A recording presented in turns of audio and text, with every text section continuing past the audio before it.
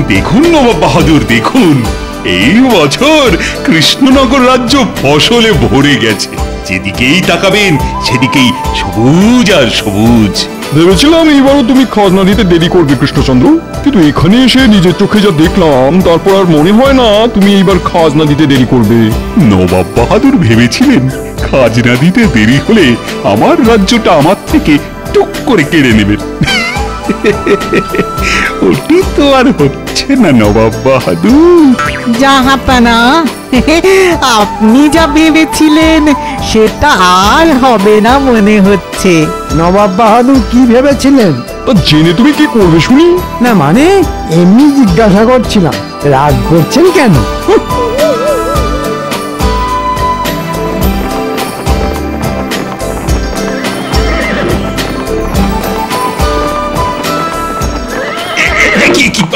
আমার ঘোড়াটা এমন চেঁচাতে শুরু করলো কেন? দাঁড়ান মহারাজ, আমি দেখছি।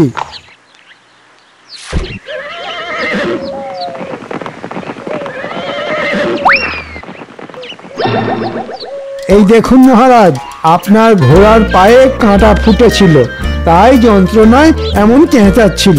না না না, এই অবস্থায় ঘোড়ার পিঠে চেপে রাজবাড়ি ফেরার কোনো মানই হয় না।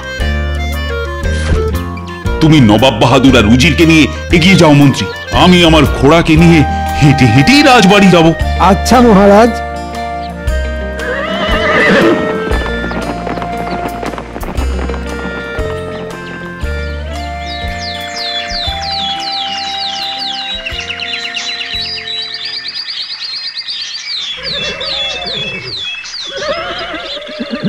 কি বুঝলে রাজবৈদ্য? আপনার ঘোড়ার পায়ে গভীর ক্ষত সৃষ্টি হয়েছে মহারাজ। সেরে উঠতে এখনো 1 মাস মতন সময় লাগবে। সে লাগুক, কিন্তু আমার ঘোড়াটা পুরোপুরি সুস্থ হয়ে উঠবে তো? আমি ক্ষতস্থান পরিষ্কার করে ওষুধ লাগিয়ে দিয়েছি মহারাজ। আশা করছি 1 মাস পর ঘোড়াটা আবার সেই আগের মতন ছুটতে পারবে। এই ঘোড়াটা আমার বড় পছন্দের ঘোড়া রাজবৈদ্য। ঘোড়াটা যেমন ছোটে তেমনই তার উপস্থিত বুদ্ধি। এই ঘোড়ার পিঠে চেপে আমি যে অনেক যুদ্ধে জয়লাভ করেছি। সেই এই ঘোড়াটা বাদে আস্তাবলের সব ঘোড়াই বেকার, সব কটা খালি খায় আর ঘুমোয়। দৌড়ানোর বেলায় কচ্ছপের থেকেও ধীরে চলে, পুরো গোপালের মতন। এই ঘোড়াটা বাদে আস্তাবলের সব ঘোড়াই বেকার। বাহ বাবা বাবা বাবা বাবা, তাই নবাব বাহাদুরকে গিয়ে এই খবরটা দিয়ে আসি।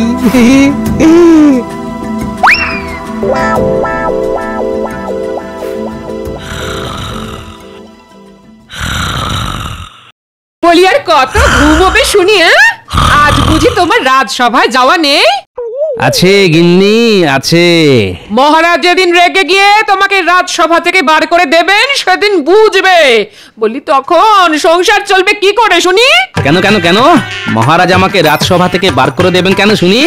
আজ পর্যন্ত তো তোমাকে একদিনও রাজসভায় সময় মতন যেতে দেখলাম না। তুমি রোজ দেরি করে রাজসভায় যাও। এই ব্যাপার, গোপাল ভাঁড়কে চটালে তার পরিণাম ভালো হবে না, এ স্বয়ং আমাদের মহারাজ জানেন, বুঝলে গিন্নি?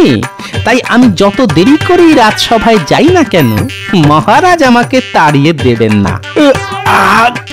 গাটা কেমন ম্যাচ ম্যাচ করছে। এই শোনো, আমাকে তুমি মহারাজ পাওনি যে আমি তোমাকে ছেড়ে দেব। এক্ষুনি উঠে থলে হাতে বাজারে যাও, না হলে কিন্তু। ওরে বাবারে, যাচ্ছি যাচ্ছি যাচ্ছি গিন্নি।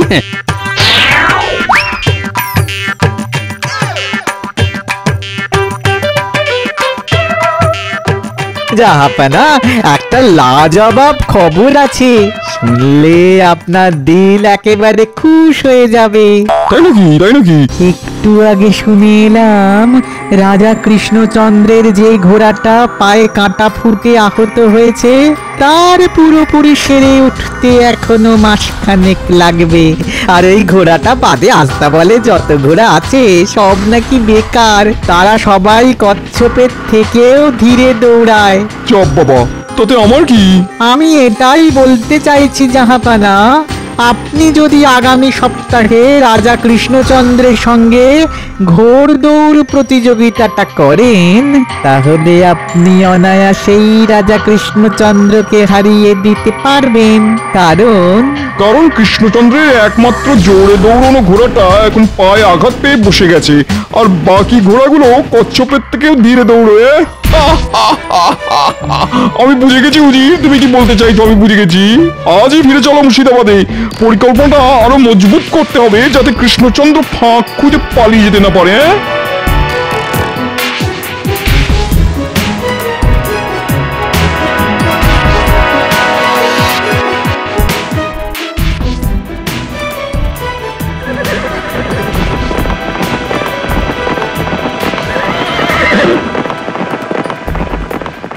নবাব বাহাদুর এলেন, আবার এর মধ্যে চলেও গেলেন। না, আমাকেও বাজার যেতে হবে। দেরি হলে আবার গিন্নি মুড়ো ছাঁটা নিয়ে তেড়ে আসবে। আর কিছু চিন্তা ভাবনা করলেন জাহাপানা? করেছি উজির, করেছি। ঘোড়ায় চেপে আস্তে আস্তে সব চোখে ফেলেছি। এইবার এমন পরিকল্পনা করেছি যে কৃষ্ণচন্দ্র কোথাও পালাতে না পেরে আমার পায়ে লুটিয়ে পড়বে একেবারে। তুমি আজই কৃষ্ণনগরে দুধ পাঠাও, আর পাঠাও একজন বিশ্বস্ত লোক যে গোপনে আমাদের হয়ে কৃষ্ণনগর থেকে কাজ করবে, বুঝলে? কি কাজ করবেন জাহাপানা? সময় এলে সব জানতে পারবে। সভাকবি, অনেকদিন তোমার কবিতা শোনা হয় না, তাহা নতুন কিছু লিখলে শোনাও শুনি। লিখেছি মহারাজ, ফেলে সব কাজ, দু কলম ছড়া, মিলিয়েছি ছন্দ, নয়কো মন্দ, শুনলে জেগে উঠবে মরা। বাহ বাহ বাহ, ভারী সুন্দর হয়েছে। এ আর এমন কি কবিতা মহারাজ, এমন কবিতা আমিও লিখতে পারি, আর লিখেওছি। সে কি রাজ্যতীষী কবিতা লিখেছেন? তবে তো শুনতেই হচ্ছে রাজ্যতীষীর লেখা কবিতা। ঠিক ঠিক, রাজ্যতীষী, শোনাও শুনি কেমন কবিতা লিখেছো। আমি রাজ্যতীষী, আমি পুজো করি, পুজো করতে লাগে ধূপ ধুনো ফুল, আর সরস্বতী পুজোয় লাগে কুল। এটা কবিতা না দশকর্মার দোকানের ফর্দ?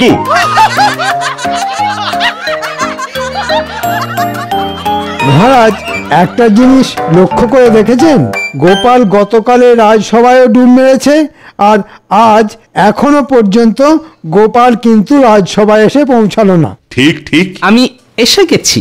গোপাল, তুমি আজও দেরি করে এলে। আর বলবেন না মহারাজ, রোজ সময় মতন বাড়ি থেকে বেরিয়েও আমি সময় মতন রাজসভায় ঢুকতে পারি না মহারাজ। কেন গোপাল? রাস্তা রাস্তা, দিন দিন আমার বাড়ি থেকে রাজসভায় আসার রাস্তাটা বেড়েই চলেছে, বেড়েই চলেছে, বেড়েই চলেছে। রাস্তা কি করে বাড়তে পারে শুনি?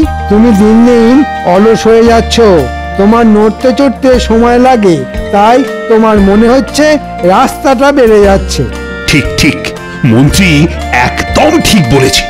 এত অলস হয়ে যেও না তো গোপাল, আমাকে দেখো আমি কেমন চনমনে। দুঃখিত মহারাজ, ক্ষমা করবেন। গোপাল আপনার মতন চন্মনে হতে পারবে না। গোপাল ভাঁড় অলসই ভালো, আর আমি যতই অলস হই না কেন, আমার বুদ্ধি কিন্তু এখানে উপস্থিত সবার বুদ্ধির চেয়ে অনেক অনেক চন্মনে। আমার বুদ্ধি একেবারে বিদ্যুতের বেগে দৌড়য়। মহারাজের জয় হোক। নবাব বাহাদুর আপনার জন্য এই চিঠিটা পাঠিয়েছেন। হ্যাঁ, নবাব বাহাদুরের চিঠি? মন্ত্রী, পড়ে শোনাও শুনি।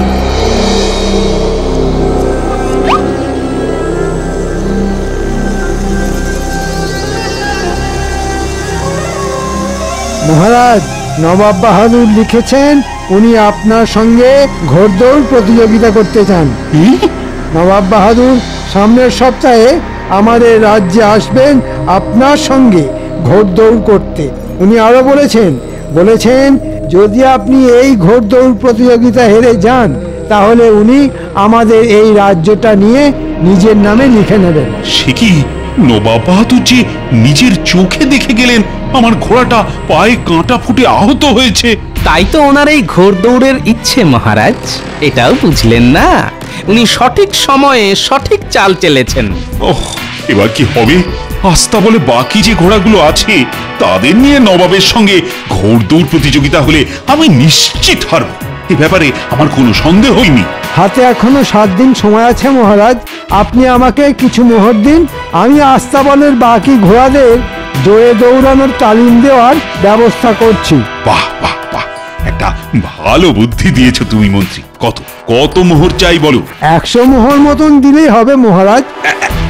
এই না, যত তাড়াতাড়ি সম্ভব ঘোড়াদের তালিম দেওয়ার কাজ শুরু করে দাও মন্ত্রী। আরে হাতে সময় যে বড় কম।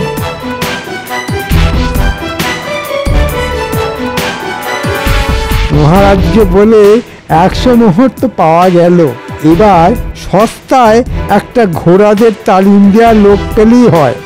তাকে কিছু মোহর দিয়ে বাকিটা টুক করে টেকে গুঁজে নেব। নমস্কার মন্ত্রী মশাই। কে তুমি? আমি গরিব মানুষ মন্ত্রী মশাই, ঘোড়াদের তালিম দিয়ে পেট চালাই। যদি আপনার কোনো কাজে লাগতে পারি তাহলে দয়া করে বলবেন। কি বললে? তুমি কি করো? আঙ্কে ঘোড়াদের তালিম দিই, আর ওই বাচ্চা থেকে ধাড়ি সব ঘোড়াদের একেবারে বাঘের বাচ্চা বানিয়ে দেব। যেমন ছুটবে তেমন যুদ্ধ লড়তে পারবে। ব্যাস ব্যাস ব্যাস, এই ধরো তোমার পারিশ্রমিক। কাল থেকে রাজবাড়ি চলে এসো, মহারাজের ঘোড়াগুলোকে আচ্ছা করে তালিম দিতে হবে। ধন্যবাদ মন্ত্রী মশাই, কিন্তু মাত্র 1 মোহর। এর বেশি দিতে পারবো না, তাতে কাজ করতে হলে করো, না হলে না না না, রাজি রাজি, আমি রাজি। কাল সকাল সকাল আমি রাজবাড়ি পৌঁছে যাব। বাহ, এই যে মেঘ না চাইতেই জল। আমি খোঁজার আগেই ঘোড়াদের তালিম দেওয়ার লোক আমাকে খুঁজে বার করে ফেললো। মাত্র 1 মোহরেই কাজ মিটে গেল। এবার বাকিটা ঢুকবে আমার টেকে।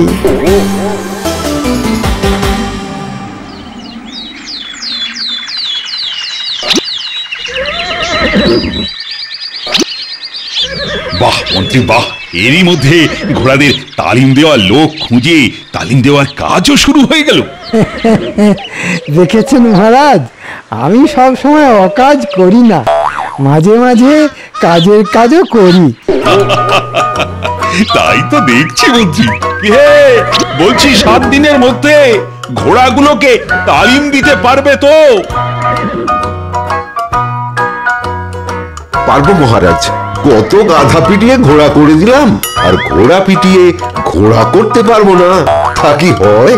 ঘোড়া নয়, একেবারে চিতাবাঘ বানিয়ে দাও। আগে চলি।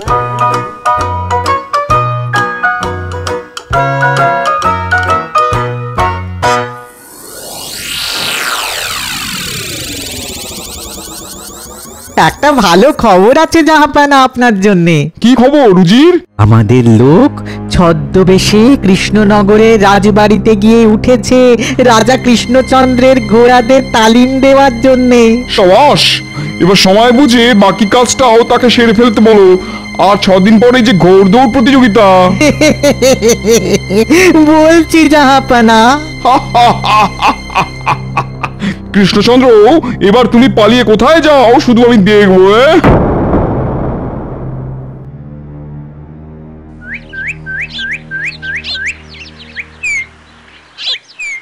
দেখতে দেখতে 5 দিন কেটে গেল। আগামীকাল নবাব বাহাদুর আসবেন আমার প্রাসাদে। তার আগে একবার দেখে আসি ঘোড়াদের তালিম দেওয়ার কাজ কত দূরে এগোলো।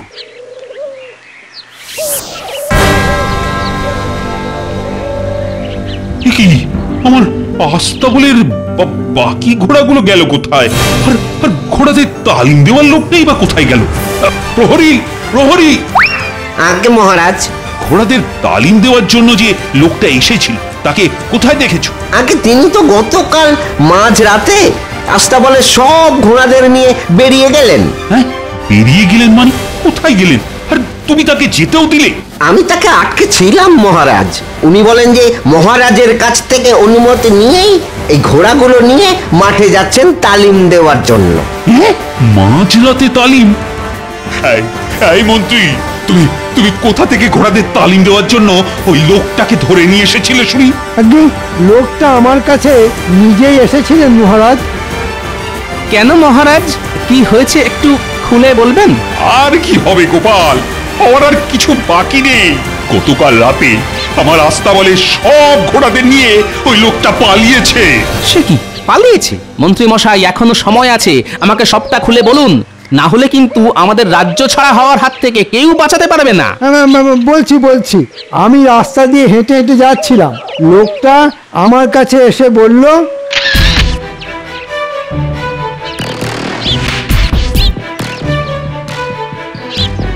আমি অমনি তাকে ধরে নিয়ে এলাম। লোকটা নিজে এসেই বলল?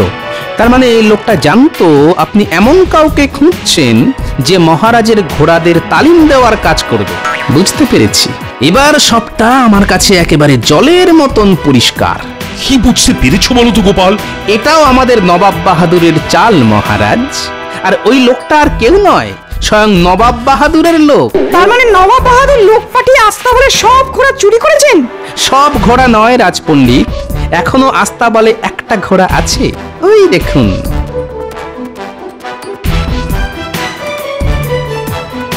এবার কি হবে গোপাল? আগামীকালই যে নবাব বাহাদুর কৃষ্ণনগরে আসবেন, পরের দিন খুব সকালে ঘোড়দৌড় প্রতিযোগিতা শুরু হবে। আর আপনি ঘোড়দৌড় প্রতিযোগিতায় আপনার ওই ঘোড়ায় চেপেই জিতবেন মহারাজ। হ্যাঁ, ঘোড়ায় চেপে মহারাজ জিতবেন? তোমার কি মাথা খারাপ হলো গোপাল? মাথা আমার নয় মন্ত্রী মশাই, খারাপ আপনার হয়েছে। তাই মোহরের লোভে যাকে তাকে ধরে এনে রাজবাড়িতে ঢুকিয়ে দিয়েছিলেন। এবার বুঝলেন তো বেশি লোভ করলে কি হয়? গোপাল, এবার তুমি যেটা ভালো বোঝো সেটাই করো, যে করেই হোক এই রাজ্যটা বাঁচাও। এত সহজে যে আমি এই রাজ্যটা নবাব বাহাদুরের নামে হতে দেব না মহারাজ। আর এই যে মন্ত্রী, তুমি দিন দিন একটা লোভী শেয়াল হয়ে যাচ্ছ। দাঁড়াও, সব ভালো ভালো মিটতে দাও, তারপর দেখাচ্ছি মজা।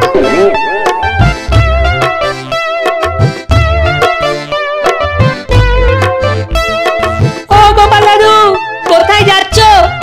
মাঠে যাচ্ছি রে, তোরাও চল আমার সঙ্গে, কাজ আছে। কি কাজ গোপাল দাদু?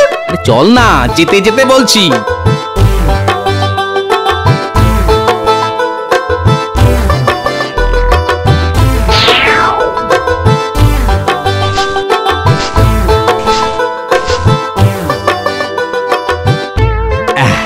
অনেক হয়েছে, এতে কাজ মিটে যাবে। এবার কি করতে হবে গোপাল দাদু? আজ আর কিচ্ছু করতে হবে না, বাকি কাজ কালকে হবে।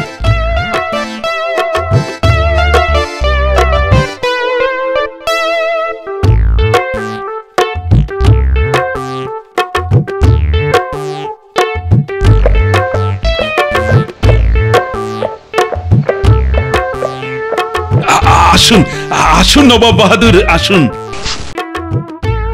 কি কৃষ্ণচন্দ্র, ঘোড় দৌড়ের জন্য তুই তৈরি তো?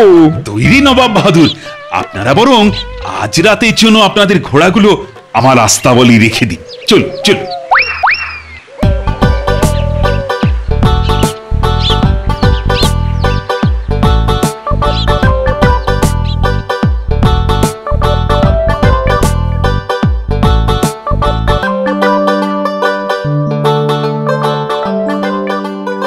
কি কৃষ্ণচন্দ্র, তোমার আস্তাবল যে ফাঁকা, শুধু ওই ঘোড়াটাকে দেখতে পাচ্ছি, বাকি ঘোড়াগুলো গেল কোথায়? চুরি হয়ে গেছে নবাব বাহাদুর। রাজা কৃষ্ণচন্দ্র বুঝি এই ঘোড়ায় চেপে আগামীকাল ঘোড়দৌড় করবেন?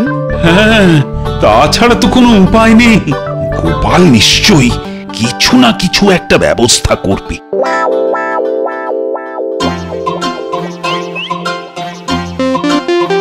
এগুলো নিয়ে আমরা কোথায় যাচ্ছি গো গোপাল দাদু? রাজবাড়ির আস্তাবলে। আমরা বুঝি এই ঘোড়াকে ঘাস খাওয়াতে যাচ্ছি? বল, ঘোড়া ডিঙিয়ে ঘাস খাওয়াতে যাচ্ছি।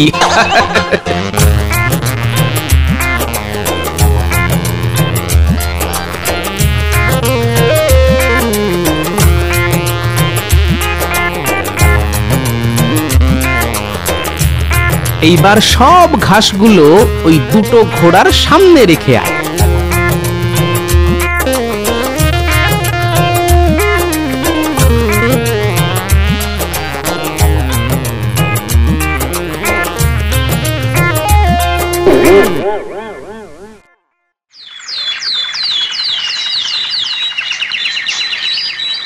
কি কৃষ্ণচন্দ্র, তৈরি তো? হ্যাঁ, তৈরি তৈরি। আয় আয় আয় আয় আয় বলছি আয়। কি হলো উজির? দেখুন না জাহাপানা, আপনার ঘোড়াটা এত ঘাস আয় আয় আয় আয় আয় আয় এত ঘাস খেয়েছে না যে কিছুতেই নড়তে পারছে না। আয় আয় আয় আয় আয় আয় আয় আয় হ্যাঁ, আয় বলছি আয়। নড়তে যখন পারছে না তখন ছুটবে কি করে? বুঝেছি, এই সব গোপালের কাজ। নবাব বাহাদুর, এবার তাহলে ঘোড়দৌড় শুরু করা যাক।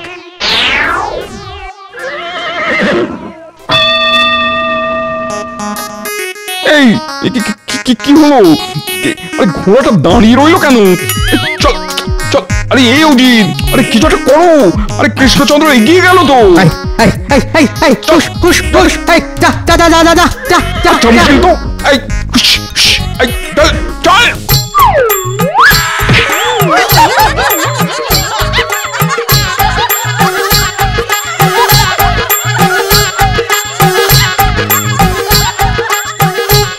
সবাই হাততালি দাও, আমাদের মহারাজ জিতে গেছেন। কৃষ্ণচন্দ্র জিতে গেল? সে কি?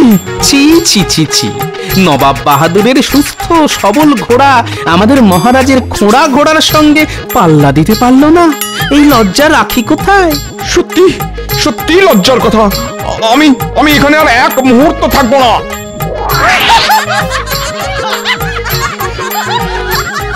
দাঁড়ান, আপনি যাচ্ছেন কোথায়? আমাকে ছেড়ে দাও গোপাল, আমাকে যেতে দাও গোপাল। দেব, তবে তার আগে আমাদের আস্তাবলের সব ঘোড়াগুলো কোথায় গেল সেটা তো বলে যান। আছে আছে আছে, তোমাদের আস্তাবলের ঘোড়াগুলো এই রাজ্যেই আছে। ওগুলো আবার তোমাদের কাছে ফিরিয়ে দেওয়া হবে, শুধু আমাকে যেতে দাও গোপাল। না গোপাল, উজিরকে ছেড়ো না। ঘোড়াগুলো ফিরিয়ে দেওয়ার পরই উজির মুক্তি পাবে। নবাব বাহাদুর বাঁচান। নবাব বাহাদুর, লজ্জার চোটে উনি এমন ছুট লাগিয়েছেন যে এতক্ষণে হয়তো মুর্শিদাবাদে পৌঁছে গেছেন। এবার আমিও পালাই। মহারাজ বলেছিলেন সব ভালো ভালো মিটে গেলে আমার খবর আছে। মন্ত্রী,